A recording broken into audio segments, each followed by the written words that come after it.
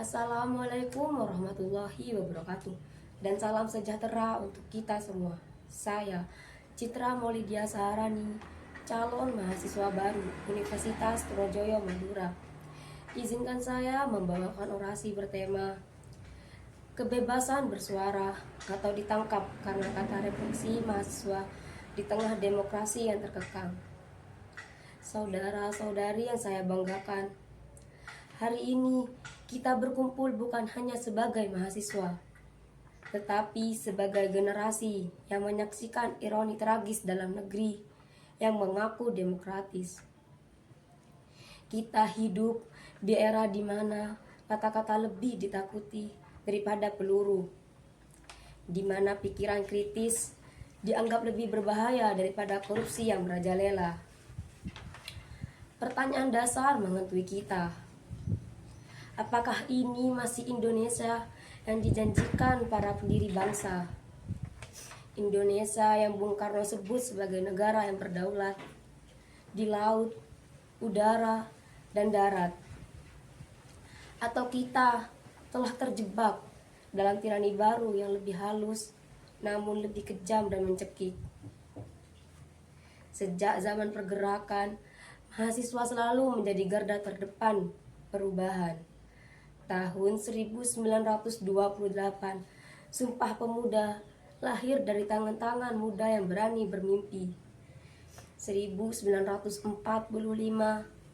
para pemuda mendesak proklamasi kemerdekaan. Tahun 1966 dan 1998, mahasiswa menjadi motor pergulingan rezim otoriter. Namun hari ini, peran historis itu dipertanyakan. Ketika mahasiswa mengkritik kebijakan yang merugikan rakyat kecil, mereka dituduh makar. Ketika mereka mempertanyakan keadilan, mereka dicap radikal. Ketika mereka bersuara untuk rakyat kecil, mereka diancam dengan pasal karet yang elastis sesuai selera penguasa. Demokrasi bukan hanya tentang pemilu. Demokrasi adalah tentang ruang bagi perbedaan pendapat, jaminan kebebasan berekspresi, dan perlindungan terhadap minoritas. Namun apa yang kita saksikan? Aktivis ditangkap karena tweet, mahasiswa dijerat pasal makar karena mengkritik pemerintah. Jurnalis diintimidasi karena menulis kebenaran. Akademisi dibungkam karena riset yang tak sejalan dengan narasi resmi. Ini bukan paranoid, ini adalah kenyataan pahit yang kita hadapi. Sebagai mahasiswa, kita harus bertanya pada diri sendiri. Apakah kita akan diam ketika demokrasi dikekang atas nama stabilitas? Apakah kita akan menutup mata ketika kebebasan akademik dibatasi atas nama kesatuan? Apakah kita akan membiarkan ruang publik menyempit demi kenyamanan semua? Kita tidak sedang menghasut atau menebar kebencian. Kita sedang menjalankan fungsi kontrol sosial yang menjadi tanggung jawab moral setiap intelektual muda.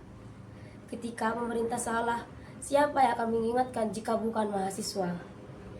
Ketika kebijakan merugikan rakyat, siapa yang bersuara jika bukan kita?